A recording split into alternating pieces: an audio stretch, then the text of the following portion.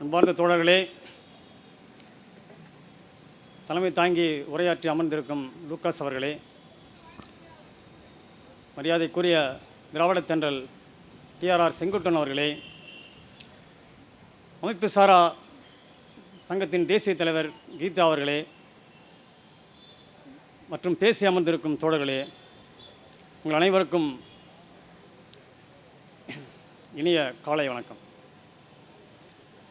உள்ளபடி இந்த போராட்டம் என்பது உங்களுடைய பணி ஆணைக்கான கோரிக்கை என்பது ஒரு முக்கியமான திருப்புமுனையாகத்தான் வந்திருக்கின்றது. ஒரு குறிப்பிட்ட செயல் நீண்ட காலமாக செய்கிறோம், அது ரொம்ப சோர்வாக இருக்குது, கடினமாக இருக்குது. தொடர்ந்து அதை முயற்சிப்பதன் மூலம் அது வெற்றி பெறும் என்று தான் வள்ளுவர் சொல்கிறார். அழகான ஒரு குரலை அந்த கருத்தை தெரிவிக்கின்றார். இப்போ இங்கே பேசுகிறவங்க எல்லாருமே சோர்வு வெளிப்பட்டது, சோர்வுக்கு பின் வர வேண்டிய வெற்றியை எதிர்பார்த்தது, இப்படி எல்லாமே பல்வேறுபட்ட கருத்துக்களை தோழர்கள் பகிர்ந்து கொண்டார்கள். ஆனால் நாம் எந்த அடிப்படையில் எந்த சூழலில் 30 ஆண்டுகளுக்கு பிறகு வேலை கிடைக்கிறோம்? எல்லாருக்குமே உள்ள என்னென்னா, லேபர் ஆக்டில், அப்ரெண்டிஸ் ஆக்டில் இத்தனை வருஷம் ஆகிப்போச்சே, எப்படி கொடுப்பான் தெளிவாக தெரியுத. 1000 திருத்தங்கள் அப்ரெண்டிஸ் ஆக்டில், லேபர் ஆக்டில் வந்தாலும் அதன் அடிப்படை கோட்பாடு மாறவில்லை, மாறாது. அதை நாம் மாற்றும் போது தான் அது சாத்தியமாகும். என்ன ஒன்றா திருத்தங்கள் வந்து கொண்டே இருக்கின்றது. ஆனால் என்ன சொல்கிறான், நினச்சா வச்சுப்பேன் இல்லாட்டி போடான்றான். அதன் பொருள் என்ன? ராஜஸ்தானில் கோட்டா என்ற பகுதியில் நீட் தேர்வு மையம் ஒரு 44 மாணவர்கள் செத்து போயிட்டாங்க. நீட் தேர்வு பயிற்சிக்கு போன கல்லூரி மாணவர்கள் மாணவிகள் இந்தியாவிலேயே அதிகமாக தற்கொலை செய்து கொண்ட பகுதி என்றால் ராஜஸ்தான். சுமார் 44 அல்லது 45 பேர் செத்து போயிட்டாங்க. தமிழ்நாட்டில் ஒரு 10 பேராக செத்து போயிட்டுருப்பாங்க. துறைமுகம் ஒரு கோச்சிங் சென்டரா? நாம் கேட்கறது என்ன கேள்வி என்னென்னா, துறைமுகம் ஒரு வணிக நிறுவனம், அது பொதுத்துறையாக இருக்கலாம், தனியார் நிறுவனம் இருக்கலாம். உனக்கு கோச்சிங் சென்டர் மேலே உரிமை இருக்கா? நீ என்ன பிஸ்னஸாக பண்ணுற? நீட் தேர்வு மையங்கள் நடத்தும் கோச்சிங் சென்டருக்கும் பொதுத்துறை நிறுவனங்கள் நடத்தும் அப்ரெண்டிஸ் பயிற்சிக்கும் வேறுபாடே இல்லை. இந்த அடிப்படை கோட்பாடு தான் நான் மாற்ற வேண்டாம். அதான் நாங்கள் என்ன சொல்கிறேன்னா, நீ முதல்ல வேலை கொடுக்க வக்கு இருந்தால் பயிற்சி கொடு. வேலை கொடுக்க மாட்டேன், நீ யார் நாட்டாமல் அந்த நாட்டில்? அவ்வளோ இடம் இளைஞர்கள் மேலே பற்றி, தொழிலாளி பற்றி உனக்கு என்ன இறக்கம், ஈவிறக்கம்? அப்போ அடிப்படை சட்டங்களை மாற்றுவதற்கு புதிய சூழலை இன்றைய சூழல் உருவாக்கின்றது. இந்த 1991-94 பேட்ச் தன்னுடைய பணியை ஆரம்பிக்க தருணத்திலே தான் நரசிம்மராவ் ஆட்சியில் அமர்கின்றார். ராஜீவ்காந்தி இறந்து போயிட்டு நரசிம்மராவ் ஆட்சியில் அமர்கின்றார். நியமன, சரியாக சொல்லணும்னா நியமன எம்பியாக வருகின்ற நம்ம மன்மோகன் சிங் வருகின்றார். அப்பொழுது தான் தொழிலாளிக்கு வேட்டு ஆரம்பிக்குது. அது படிப்படியாக அனைத்து அரசாங்கங்களும் தொடர்ந்து காங்கிரஸ் அரசு, பாஜக அரசு, வாஜ்பாய் அரசு, ஐக்கிய குஜராத் அரசு, தேவகவுடா, அதற்கு பிந்தைய ஆண்டு திருப்பியும் மன்மோகன் சிங் 2 ஆண்டு, மன்மோகன் சிங் 2 ஆண்டில் அளவுக்கு அதிகமாக தொழிலாளர் சட்டங்கள் நசுக்கப்பட்டும் இல்லாமல் துறைமுக அப்ரெண்டிஸ் மொத்தமாக மூட்டை கட்டி கடலில் போகிறதுக்கான வேலையை அன்றைய டிஆர் பாலு செஞ்சார். 2008 டில்லியிலே கடல்சார் கல்விக் கழகம் மாநாடு நடக்கின்றது.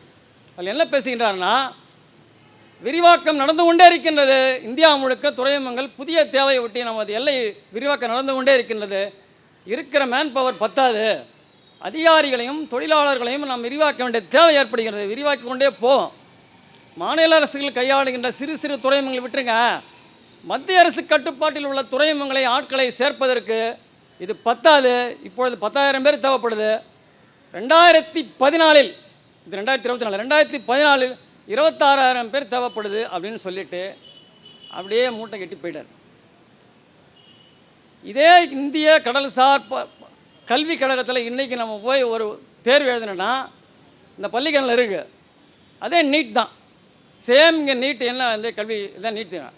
அதே போல் ஒரு நீட்டை தான் துறைமுகம் உங்களுக்கு கொண்டு வந்திருக்கிறது. 1997 ஒரு நீட்டு, முந்தைய நீட் அப்படி நம்ம என்ன சொல்லலாம், முந்தைய நீட்டு. இதில் ஒரு கோச்சிங் சென்டர் போல் வணிக நிறுவனமான துறைமுகம் நம்மளை வந்து குறைந்த ஊதியத்தில் அதிகப்படியான வளமான உங்களை உழைப்பை சுரண்டி கொழுத்து போகிறதுக்கு தான் அப்ரண்டிஸ் சட்டங்கள் அன்றையிலேருந்தே இன்று வரை இருக்குது. அது ஒரு நவீன கொத்தடிமை சட்டம் தான். கிராம கொத்தடிமையிலிருந்து நகர்ப்புற கொத்தடிமையை உருவாக்க வேண்டும் என்றால் அதுக்கு அப்ரண்டிஸ் ஆக்ட் தான்.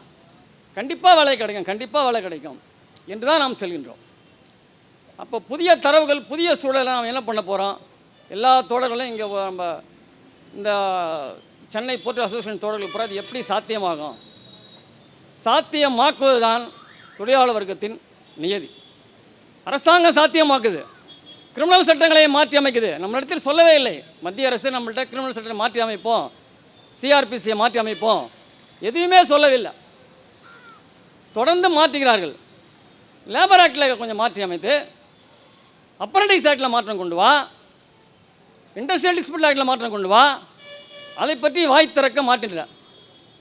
உதாரணம் சொல்லணும்னா, அப்ரண்டிஸ் பயிற்சி நீ வந்து கொடுக்குற, நீ பணி கொடுக்க மாட்டேன்ற, போயிட்டு வா வீட்டுக்குன்ற, இது அஃபென்ஸ் இல்லையா, குற்றம் இல்லையா, கிரிமினல் குற்றம் இல்லையா என்று நாம் கேட்க வேண்டும். நீ பாட்டுக்கு நினச்ச உடனே, உதாரணத்துக்கு ஒரு 6 மாதம் முன்னாடி சென்னை மாநாடு ஒரு ஒப்பந்த தொழிலாளியை, ஆஷா நந்தினி அவங்க பேர், வாய்மொழியில் டிஸ்மிஸ். நீங்கள் பத்திரிகையில் பார்த்தீங்கன்னா தெரியும், சென்னை உயர்நீதிமன்ற ரிட்மனு தாக்கலை போட்டவங்க. அப்பவும் நீதிமன்றம் என்ன சொல்லுது? நீ வாய்மொழியில் ஒரு ஒப்பந்த தொழிலாளியை வாய்மொழியில் பணி நீக்கம் செய்தது தவறு, மனுவை பரிசீலன்றான். தப்பு வேலை கொடுங்கன்னு சொல்ல, வாய்மொழியில் நீக்க முடியுது. உங்களை அப்ரண்டிஸ் தொழிலாளர்களை வாய்மொழியில் கடிதம் மூலமே நீக்கிறாங்க. அது எப்படி நீக்க முடியும்? நீ நினச்சா 10 நாள் வச்சுட்டு இல்லை எங்களுக்கு என்ன இழப்பீடு, எங்களுக்கு என்ன பெனிஃபிட்டு? அதனால தான் தொடர்ந்து என்ன கேட்கணும், புதிய புதிய சிந்தனை, புதிய புதிய கோரிக்கைகளை நாம் சொல்ல வேண்டும். அதன் மூலம்தான் மாற்றி அமைக்க முடியும். புதிய சூழல்கள், புதிய சிந்தனையை தோற்றுவிக்க வேண்டும், புதிய போராட்டத்தை கொண்டு செல்லலாம். இப்போ தமிழக முதல்ல உலகம் முழுக்க சுற்றுறாரு. அதற்கு முன்னாடி எடப்பாடி போனார். ஜெயலலிதா போய் வெளிநாடு போய் அந்நிய முதலீடு திரட்டி கொண்டு வந்த வரலாறு நமக்கு கிடையாது. ஜெயலலிதா கடல் தாண்டி போகிறது கிடையாது. ஆனால் எடப்பாடி போயிட்டு வந்த பிறகு திருப்பியும் வந்து முதல்வர் ஸ்டாலின் போகிறார். அந்நிய முதலீடு கொண்டு வந்து குவிக்கிறார், ஏகப்பட்ட கோடின்றார், இதெல்லாம் பண்ணுறாரு. அதில் தொழிலாளர் நலச்சட்டம் காப்பாற்றப்படுமா என்று யாரும் கேட்கவில்லை, கூட்டணி கட்சிகளும் கேட்கவில்லை, நாம் தான் கேட்க வேண்டும்.